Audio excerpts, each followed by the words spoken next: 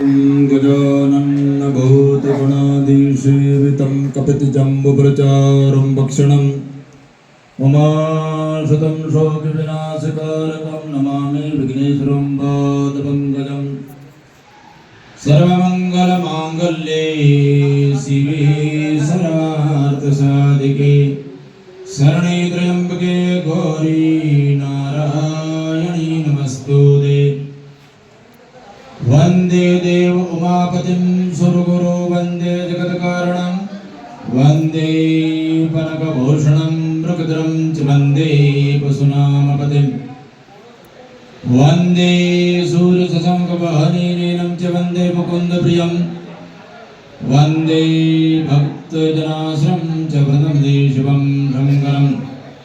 बोलिए श्री हरगंगेश्वर महादेव की, सकल श्री मात की, सनातन धर्म की, सब संतन की, अपने अपने सदगुरुदेव की।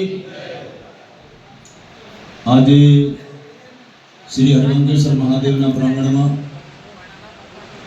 सवा 2 महीना पहला थયેલો આપણો કાર્યક્રમ शिव महाप्राण कथा महारुद्र यज्ञ અને પૂજ્ય હરદેવપુરી બાપજીનો ગુરુજીનો ભંડારા મહોત્સવ ને પૂર્ણ કરીને આપણે આ હિસાબ કિતાબ ને સાથે સાથે આભાર વિધિ દર્શનનો કાર્યક્રમ પૂર્ણાહુતિનો કાર્યક્રમ આજે આપણે હરગંગેશ્વરના પ્રાંગણમાં ઉપસ્થિત થયો છે। ત્યારે પરમ સદેવ પરમ આદરણીય મારા સદગુરુદેવ આપણા બધાના પૂજ્ય પાત્ર એવા ગુરુદેવ શ્રીમંત હરદેવપુરીજી મહારાજને શ્રી ચરણોમાં અવગણના दंडवत प्रणाम। मंचस्थ संत वृंद स्वामी श्री निरविदांत मां अन्नपूर्णा ठेठ अल्मोड़ा थी पधारेला स्वामी मुकेशानंद जी महाराज एमने साथे गुरु माता अमरा शिष्यगण में मनमोहनपुरी स्वामी रामशंकरपुरी ब्रह्मचारी जी महाराज हमारा वडील एवं पूज्य जितेंद्र गिरी जी महाराज हमारा गोस्वामी अमृतपुरी जी महाराज डॉक्टर सुरेंद्र गुप्ता साहेब बीजा हूँ नाम नहीं लेतो कारण शू है कि नाम लईशू तो 100% बीजा भूला जशे।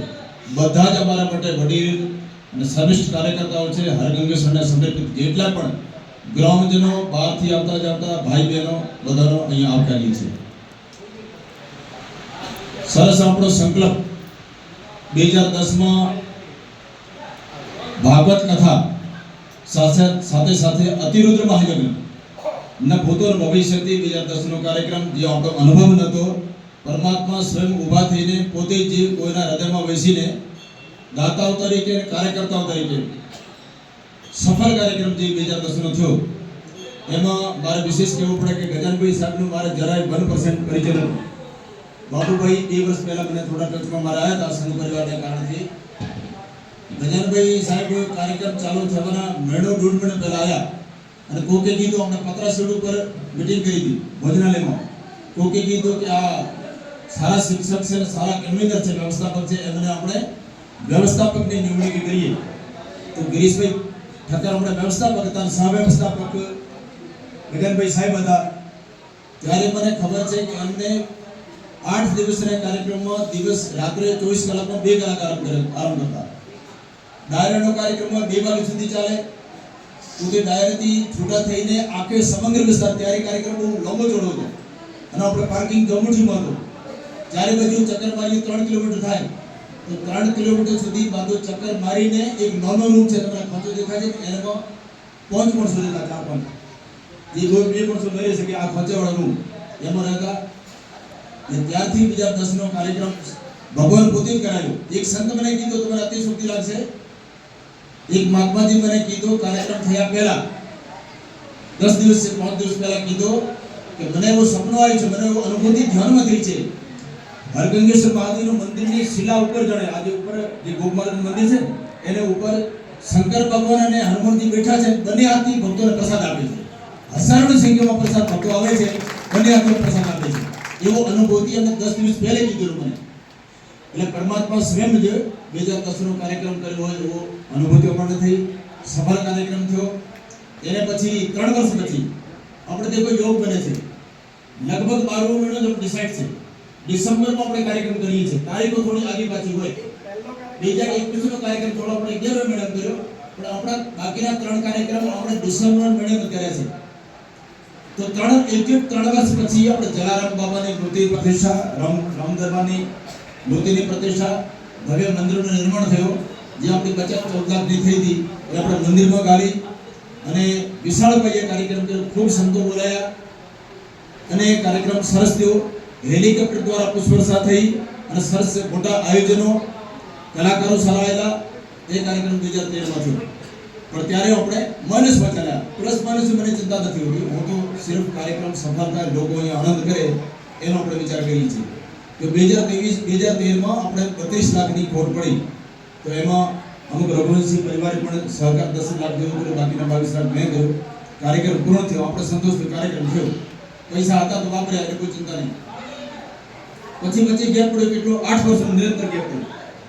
2019 માં આપણે વિચાર કર્યો કે શિવ મહાપુરાણ કથા થવી જોઈએ. 2013 માં રામપરાણ થઈ, વિષ્ણુ મહાયાગ થયો અને જલારામ બાપાને રામ દરબારની પ્રતિષ્ઠાથી 3 કાર્યક્રમ હતા. અને 2010 માં પણ 3 કાર્યક્રમ, અતિરુદ્ર મહાયજ્ઞ, ભાગવત કથા, સંત સંમેલન. એટલે 8 વર્ષનો ગાળો પડી ગયો. 2019 માં વિચાર કર્યો કે આપણે શિવ મહાપુરાણની કથા કરવી જોઈએ. પણ કનકેશ્વરી માતાજી નક્કી અમે કરી રહ્યા, ઠેઠ મોરબી ગયા હતા, રાત રોકાણા, અછિંદ્ર કાર્યક્રમ કર્યો, વાત નક્કી થઈ. પણ કોરોના આવી ગયો. આપણે નક્કી કર્યા પછી કોરોના કાળ આવી ગયો એટલે કાર્યક્રમ ડિલે રહ્યો, મોકૂફ રહ્યો. અને મેં થોડી ઘણી મારે જે ખર્ચ કરવાની હતી બચત, મેં કોરોનાની કિટોમાં લગભગ મેં 800 કિટો આ વિસ્તારમાં તે સંદર્ભે વાપરી. મને એમ થયું કે આ પૈસા તો મને વાપરવાના હતા, સંકટ થયેલો છે, હવે આ થશે નહીં કાર્યક્રમ. તો મેં જરૂરિયાતમંદ લોકોને ઘરોમાં કિટો પહોંચાડી. હું ફોન કરતો, અહીંયા આપણે કબીરસિંહની મોલમાંથી, આધાર મોલમાંથી પિકઅપ ડાલો અહીંયા આવે, અહીંયા ઉતારે અને ગાડી ઉતારે. આજુબાજુ વિસ્તારમાં કોરોના આ કિટો વિતરણ કરી, ઓનલાઈન પેમેન્ટ કરી. લોકે પણ સહકાર કર્યો. ચલો ભગવાનની ઈચ્છા. પણ પછી આપણે ફરી કન્ફ્યુઝન નક્કી કર્યો. ફરી લોકોને કે ભાઈ આગનો ગમે તે પ્રકારે સેટ ન થયો. આપણે ત્રિકાલદાસ મહારાજનો નક્કી કર્યો 12 મહિના પહેલા. ગુરુ પૂર્ણિમાનો કાર્યક્રમ તો મેં જાહેર કર્યો. મેં કીધું 2024ના અંતિમ ડિસેમ્બર મહિનામાં આપણે શિવ મહાપુરાણ કથા કરવી છે. તો એની તૈયારી લગભગ 1.5 વર્ષથી ચાલતી હતી. હવે શિવ મહાપુરાણ કથાનું નક્કી થયું પછી બાપજી મને કીધું કે ભાઈ મારે હવે હું પણ જ્યાં ત્યાં જાઉં છું તો મારા નામનો ભંડાર થઈ જાય તો સારો. મારે હું જો થોડા ઘણા પૈસા જો આપું તો મારી રીતે કરે છે ને મારે ગંગેશ્વર કાજે. તો વિચાર મૂકો કે બાપજીનો પણ ભંડારો થાય. તો આપણે પૂજ્ય ગુરુદેવ હરદેવગીરી મહારાજનો ભંડારાનો કાર્યક્રમ નક્કી થયો. અને હું માનું છું 50 થી 60% આ કાર્યક્રમ સફળ બાપજીના ભંડારાને કામથી થયો છે. મારી મજબૂરી છે કામ છે. બાકી આપણે આ કાર્યક્રમમાં સંતો બોલાવવા નતા. પણ મને જે દાનદાતાઓ છે, આપણે સાથે જોડાયેલા માણસો છે કે બાપજી તમારો કાર્યક્રમ કરો તો સારો, પણ સંતોની ભેટ પૂજા એ વિદાય વાળો કાઢો મને કનુભાઈ કીધું બાપજી આ કાઢો છે એટલે અમે પાછા પડીએ છીએ. તો મેં ભાઈ રહેવા દો, રમતા સાધુ આવશે 8-10 લાખ હું કરી આપીશ, બાકી બીજા નહીં બોલાવી. મને કનુભાઈ પણ સંદેશ આપેલો કે ઘણો ખર્ચો આ ભંડારાના કામથી થાય છે, સંતોના કામથી. બાકી હકીકત આ છે આપણે એવો કાર્યક્રમ કરીએ તો 1 કરોડ 1.5 કરોડમાં પટી જાય. આપણે હિસાબાત કર્યો ને, સંતોની વિદાય કાઢી નાખો તો આપણે કરોડ ઉપર 10 લાખમાં આ કાર્યક્રમ પતી જાય. સરસ કાર્યક્રમ એકદમ. પણ બાપજીનો ભંડારો ઉપસ્થિત થયો તો બાપજીના ભક્તો પણ તૈયાર થયા. અને બાપજીને કારણથી કમસે કમ ઓછામાં આપણે હિસાબ તો ન કર્યો પણ 50 લાખ જેટલું ડોનેશન બાપજીને કારણ ભંડારાને કારણથી આપણે મળે. અને સવિશેષ હું ઘણા લોકો એમ કીધું કે બાપજી તમે શિષ્યથી અને ગુરુનો ભંડારો કર્યો એ વિશેષતાની વાત છે. અને એનાથી વધારે વિશેષતા જસપ્રિયા ગ્રામજનોની. જસપ્રિયા લોકો હાથીદ્રામ કેમ કાર્યક્રમ કરે અને પોતાનો પૈસો જે છે અને શ્રમ અહીંયા કેમ કરે, ગામની વિશેષતા યસ ગામને મળે છે.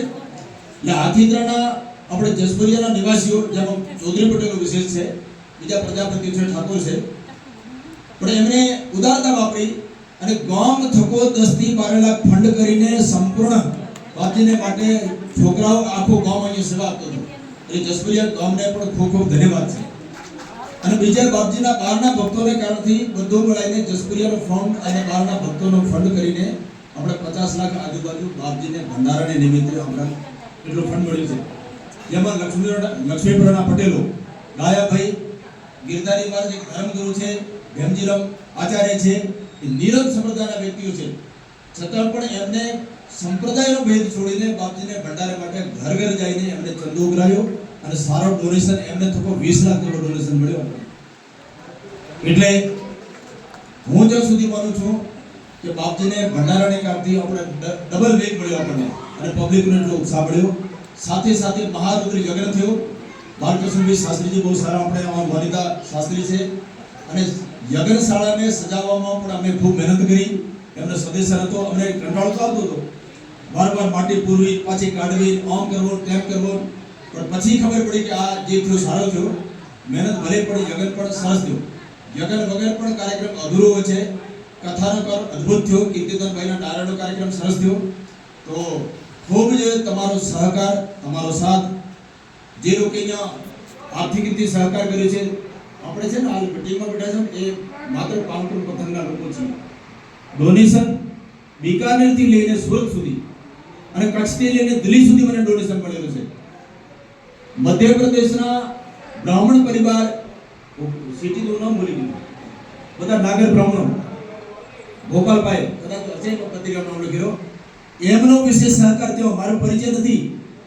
ભોપાલ પાસે સિટી છે, ત્યાંના બ્રાહ્મણો નાગર પરિવારનો ખૂબ ડોનેશન મળ્યું. આ લોકો સતત અહીંયા કન્ટિન્યુ હાજરી આપીને આ કાર્યક્રમ મળ્યો છે. આપને ખબર છે? ખબર નહીં હોય. એટલે હવે વિચાર કરો, મારે ત્યાં શું લેવા દેવા છે?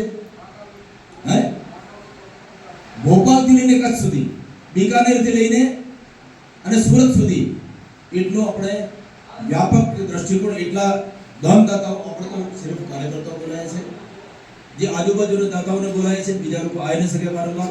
ખૂબ જ લોકોનો પ્રેમ સહકાર મળ્યો છે અને ભગવતીની કૃપાથી કાર્યક્રમ થયા પછી પણ ખૂબ લોકો અમને સન્માનની દૃષ્ટિ દેખે છે, ખૂબ આવા કરે છે અને સંતોનો વિશેષ મને આશીર્વાદ મળતો હોય છે. ભગવતીની કૃપાથી, જગદંબાની કૃપાથી ખૂબ આશીર્વાદ મળે છે. હું તમને એક વિચિત્ર ઘટનાની વાત કહું, કરવા જેવી નથી પણ મન થઈ ગયું.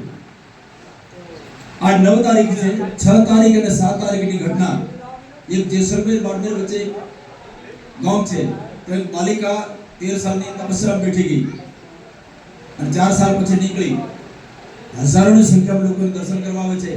કોઈથી કંઈ બોલવો નહીં, કોઈથી કોઈ વાત નહીં અને કોઈને દર્શન આપે ના આપે. અમે સ્પેશિયલ અહીંયાથી ટીમ બનાવીને, હું દિવ્યાનંદજી મહારાજ બેઠા છે, નામ ભૂલી ગયું, સોરી, દિવ્યાનંદજી, મનમોહનપ્રી, હું, વેણીધન અને મોહનજીભાઈ અમારા જસપુરિયાથી બાપજીના જે સાથી છે, એ 5 જણા ગયા. તે અમારા લક્ષ્મીભાઈ સાથે ખબર પડી કે ગુરુજી આવે છે, ભાઈ સાહેબ પણ ત્યાં દર્શન કરવા સ્પેશિયલ ગાડી લઈ આવ્યા. બાડમેર જિલ્લાથી ખબર પડી કે બાપજી આવે છે, 2-3 ગાડીઓ ત્યાંથી, જેસલમેરથી 2-4 ગાડીથી 10 गाड़ियों का काफिला में गया. तो हमने कह दी तो कोई नहीं आएगा, जाओ मेरे गांव का व्यक्ति नहीं आएगा. और लक्ष्मीभाई साहब मारा जा रहे हैं, कोई बात नहीं.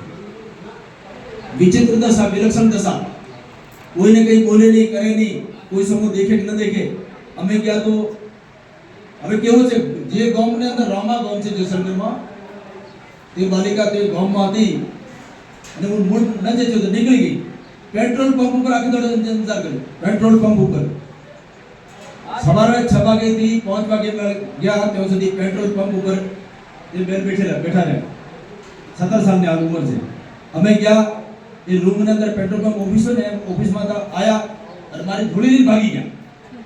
એ 6 તારીખ 6 તારીખની સાંજની 5-6 વાગ્યાની ઘટના છે અને ગાડીમાં બેસી ગયા.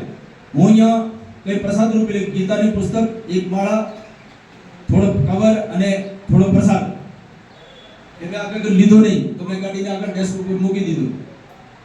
પછી અમે એમને જોડે ગાડી પાસે ગયા, અમારી જોડી આ જોડી.